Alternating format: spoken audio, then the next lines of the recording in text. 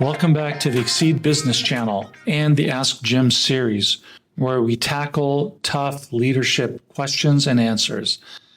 I'm your host, Jim Hazboun.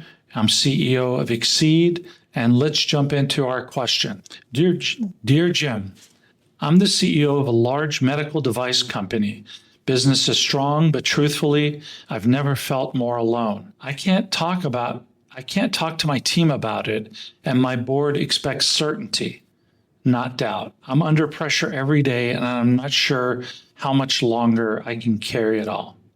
Am I the only one that feels like this? Wow, this is something that many leaders deal with but won't admit. And no, you're not alone.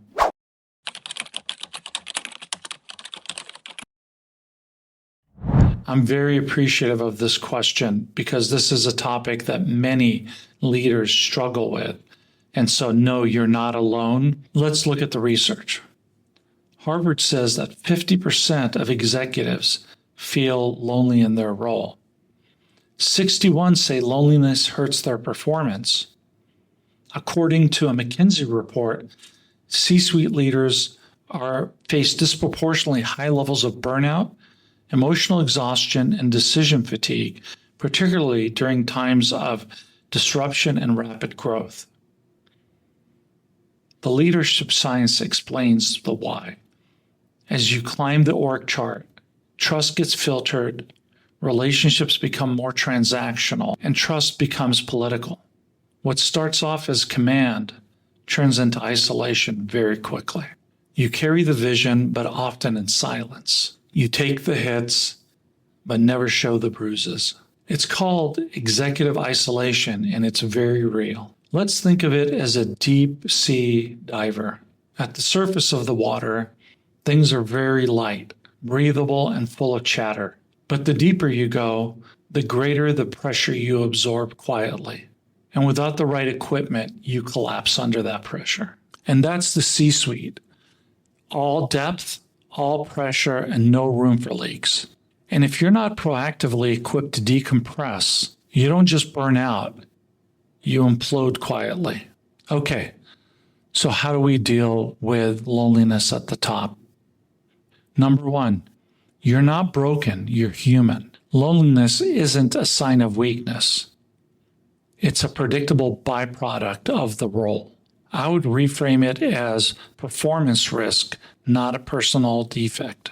Treat it like an operational risk. Identify it, measure it, and mitigate it. Educate yourself on executive psychology. Read the Harvard Business Review article, The Loneliness of Command, and Bill George's True North to normalize the experience and remove the stigma. Okay, number two, don't confuse connection with visibility.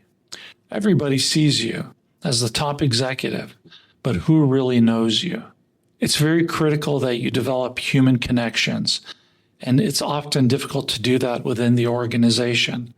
So if you have to, join outside groups like Young Presidents Organization or Vistage, or even private cohorts. Exceed has several executive councils where executives can come and decompress and share their insights both on the professional side as well as the personal side. You may also want to consider retaining an executive coach or advisor. Number three, performance suffers in silence. Isolation narrows perspective, and narrowed perspective weakens decisions. Therefore, I'd highly recommend you host some reverse briefings. You can use that time to invite your leaders to tell you what's missing. Create a truth channel.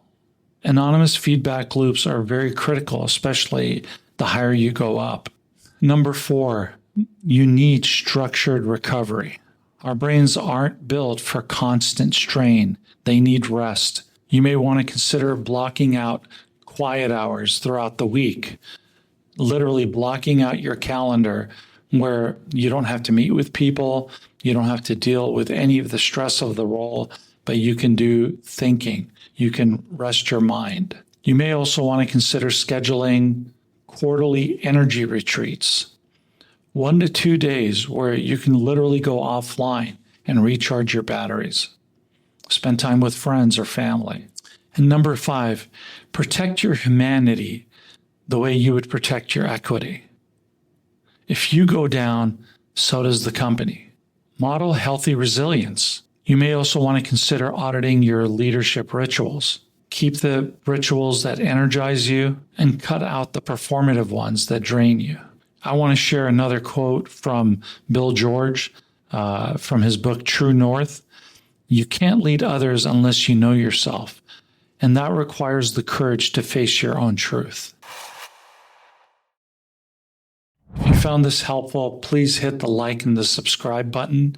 Also, would love to hear your experiences on how you've dealt with executive isolation and loneliness. And at Exceed, our leadership and development programs and our executive coaching programs, leaders become the best versions of themselves. We have a proven playbook on how to fight isolation and how to unlock the high performance of leaders. Thanks again for joining me today. I'm your host, Jim Hazboun, and let's remember always, let's lead smarter together.